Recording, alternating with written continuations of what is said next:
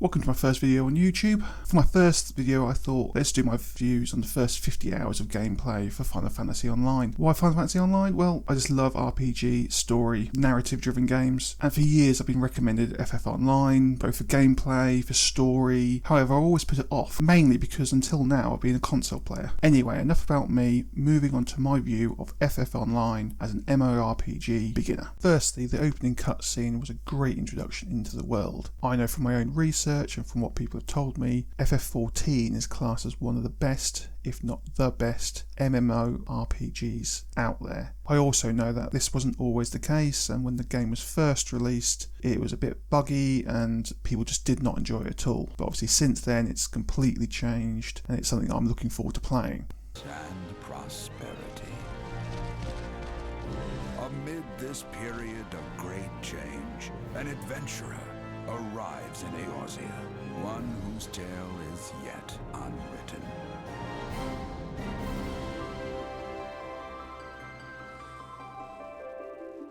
I'm not normally a fan of character creations. Normally I like a set character that you get to know well and get to learn about while playing the game. A bit like Cloud from Final Fantasy VII or Geralt from The Witcher. However, with this being an MMORPG, I understand that making your own character is part of the game and part of the story, so I'm happy to go along with it. What has made it easier for me is that this character creation is one of the best I've seen, with their own versions of humans and elves and cat people, big guys, these guys. Please don't have a go at me for not saying the name of the races. At this point, I don't know how to pronounce them, so I'm not going to try. I will have a go at pronouncing the one race I'm going to be, which is an Ura. That's how I'm going to say it. It might be completely wrong, but that's how I'm going to say it.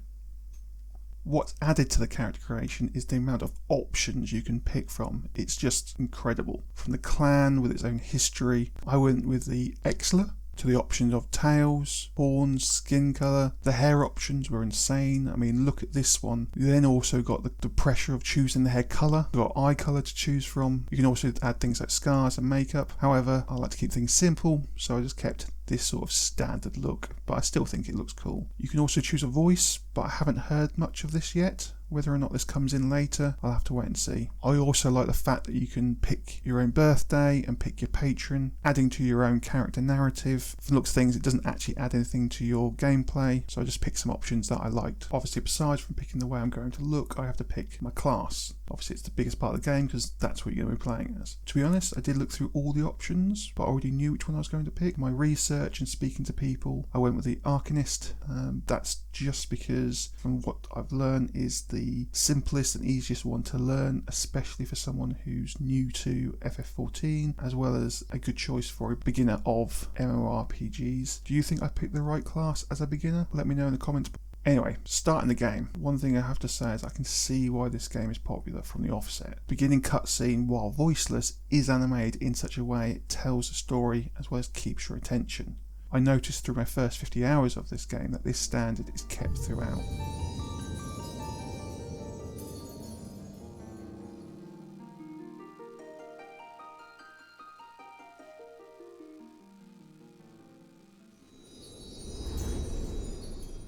Like here, the captain stretches his arms out. They could have just had him walking out and that'd be that. But it's these little details that the developers and designers have added into the cutscenes that adds that next level of design and thought, which is what I like in games. So I'm looking forward to seeing that in future cutscenes and the future story. Expanding on that, this scene of the panning of the city just shows what thought has gone into the game from the designers and developers. It also shows how vast I'm guessing this game is going to be. In my first few hours of playing Final Fantasy XIV, I half expected the tutorial to be long-winded and confusing. However, this game has done a brilliant job of explaining gameplay and key elements with basic functions like moving being explained right off the bat, clean and simply, and then moving into more in-depth items slowly throughout the gameplay, or by just adding these helpful tutorial windows which even come up with me 50 hours into the game. It allows new players like myself of Final Fantasy XIV, but also new players of MMORPGs to understand the basic functions of these games. Just shows a length and focus on detail that designers and developers have added to this game.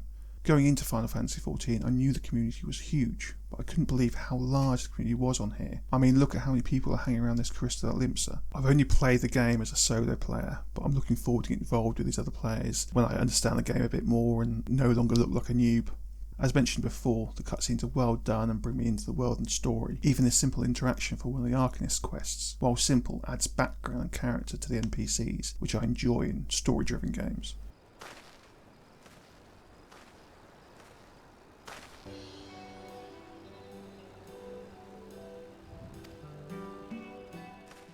I'm not all positive about the game so far. While I am glad I picked the Arcanist as a noob to Final Fantasy XIV and a noob to MMORPGs, the combat for this role is a bit simple and slow to begin with, and due to this it makes some of the battles a little bit boring.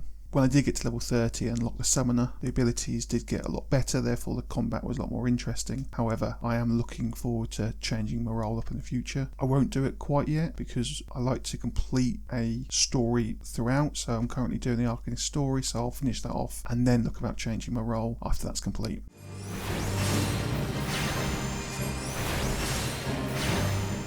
About 20 to 30 hours into the game is when I started to understand the vastness of this world, from running from field to desert to snow to taking airships to new regions.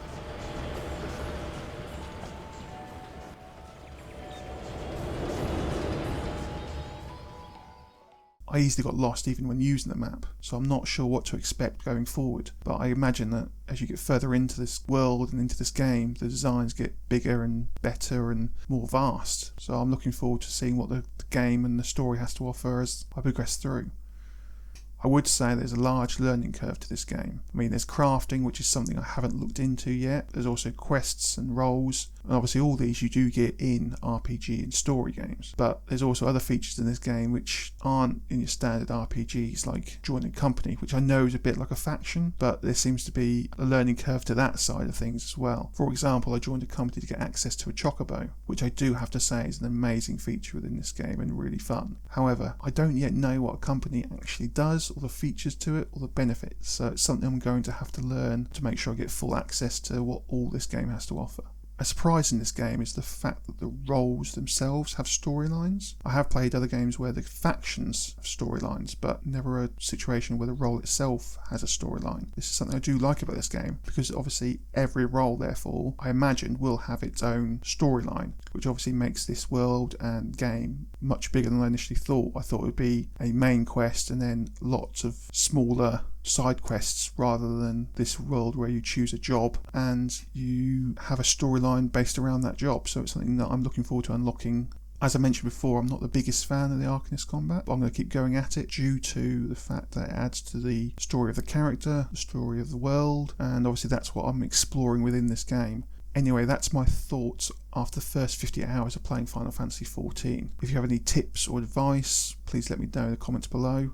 One thing I would like to say is that this is my first video on YouTube, so if this video was not flowing as nicely as what some of the videos you've seen, I do apologise. I am learning editing of audio and visuals. It's just a skill I want to learn. That's why I'm start doing this. So if you want to see more videos in the future and hopefully my progression through this, as well as the progression through Final Fantasy XIV, please do subscribe and come back later. Thank you.